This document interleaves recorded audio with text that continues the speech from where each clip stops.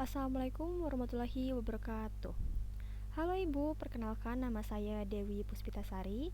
Saya dari kelas D3IF 4703 dengan NIM 6070623000020.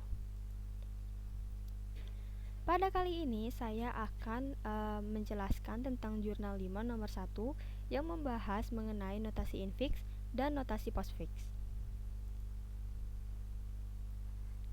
Apa itu notasi infix dan postfix?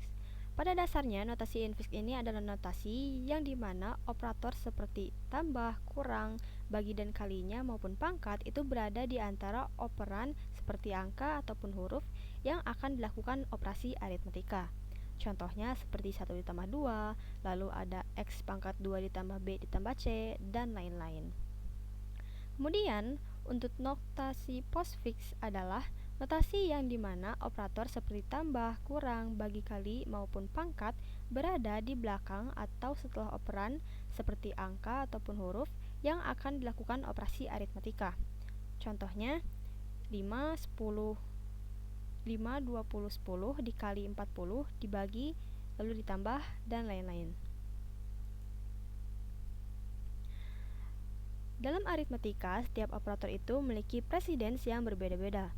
Pada dasarnya, kedudukan tertinggi pada operator adalah operator pangkat, sedangkan kedudukan paling rendah adalah operator perjumlahan dan pengurangan.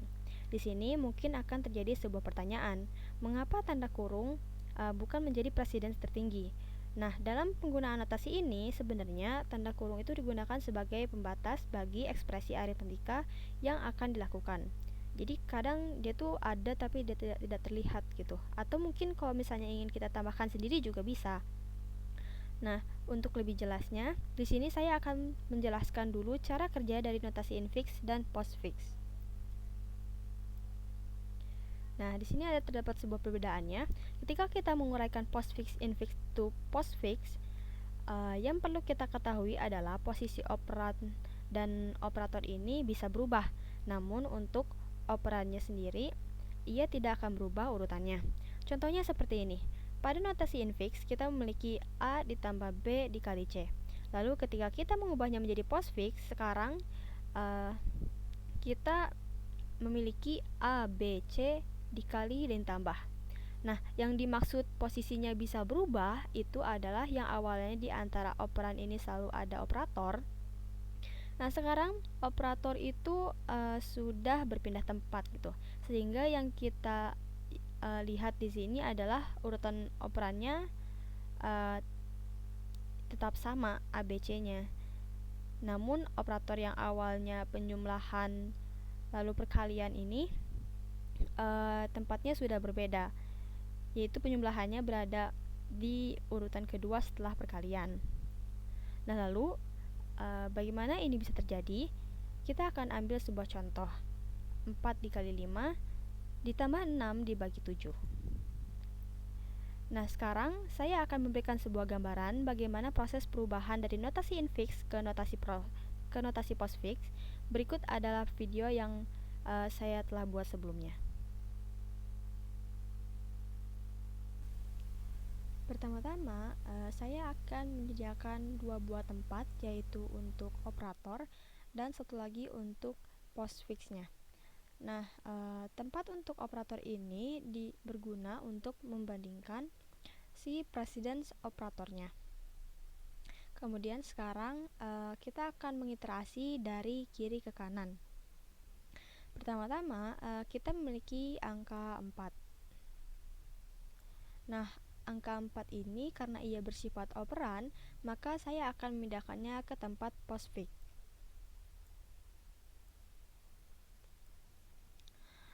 Yang kedua adalah tanda operator perkalian. Karena tanda perkalian ini bersifat operator, maka saya akan melakukan push ke tempat atau stack operator.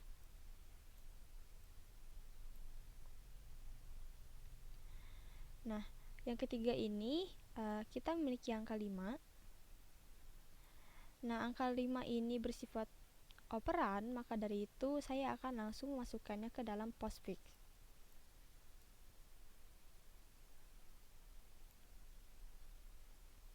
Nah, yang keempat adalah kita memiliki sebuah operator penjumlahan. Nah, sepatutnya penjumlahan ini kan masuk ke dalam tempat stack operator.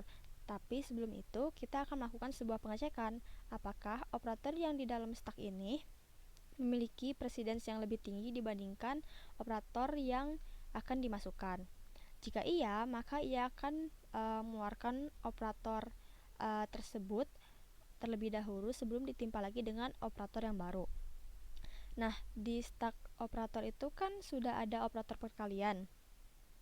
Karena operator penjumlahan ini precedence-nya dia lebih kecil daripada perkalian, maka dari itu kita akan mengeluarkan dan memindahkan operator perkalian terlebih dahulu ke tempatnya si postfix. Nah, kita coba ceritanya ini kita hapus ya.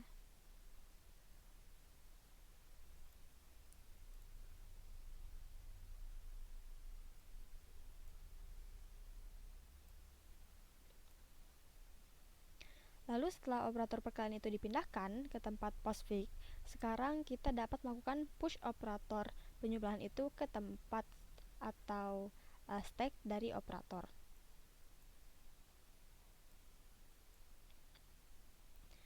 Nah, di yang kelima kita memiliki angka 6. Nah, angka 6 ini bersifat operan karena itu saya akan memindahkannya ke dalam postfix.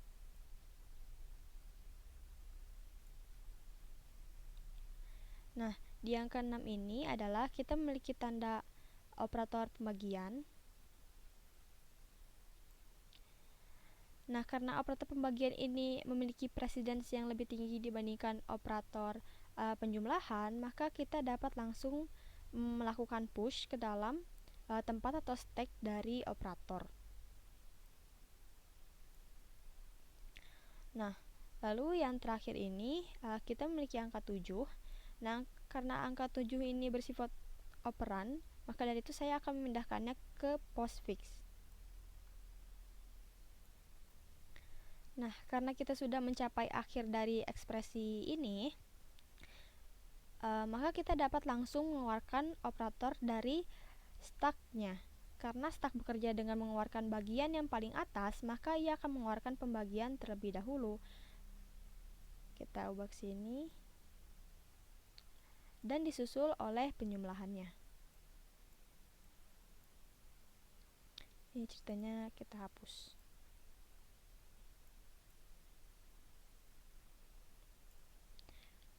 Nah, dan berikut adalah hasil dari ekspresi 4 dikali 5 ditambah 6 dibagi 7. Untuk lebih jelasnya akan saya ketik di sini.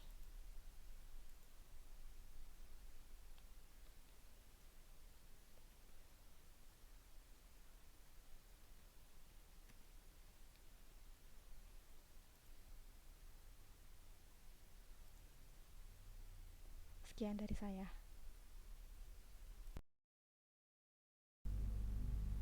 Kemudian saya akan memberikan sebuah contoh implementasi dari notasi infix to postfix menggunakan stack di bahasa pemrograman Java. Berikut adalah video yang sebelumnya telah saya buat.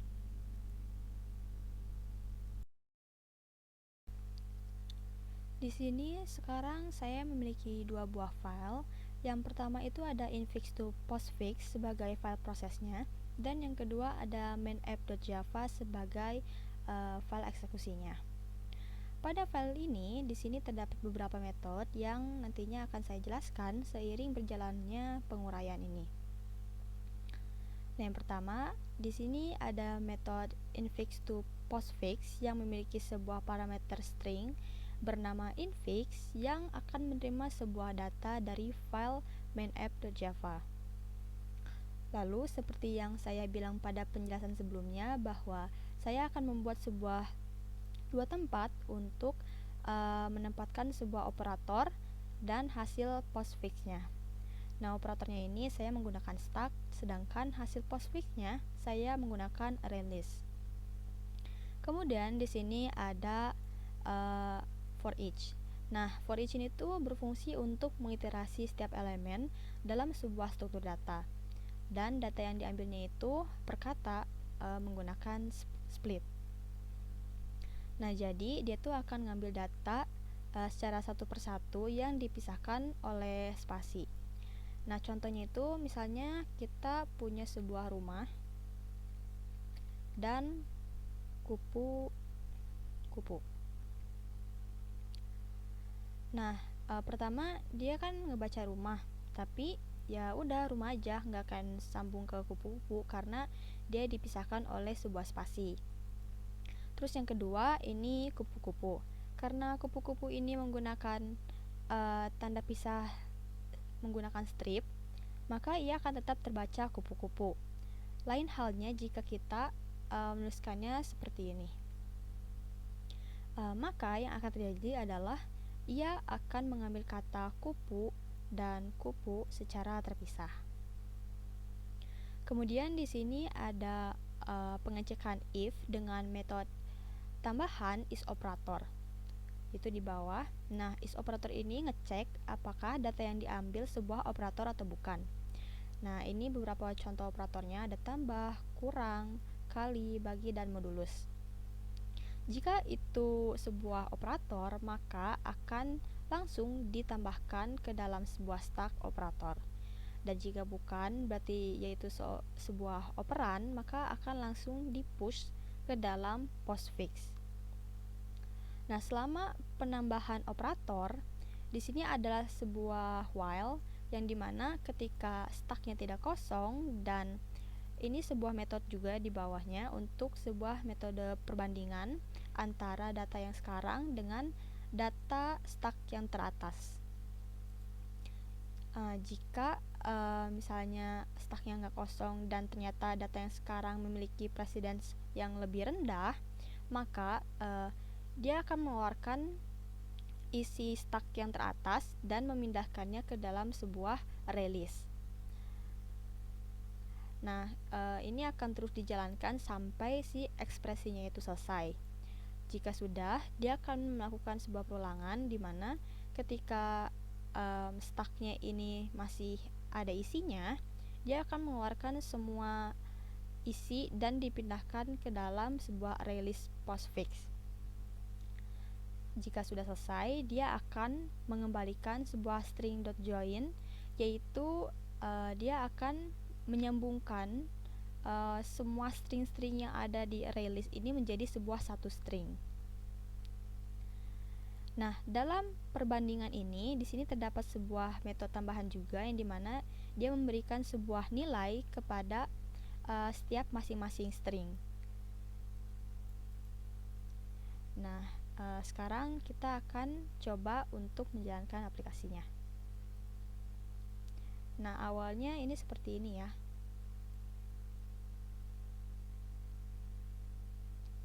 Nah, hasil yang dikeluarkan adalah seperti ini.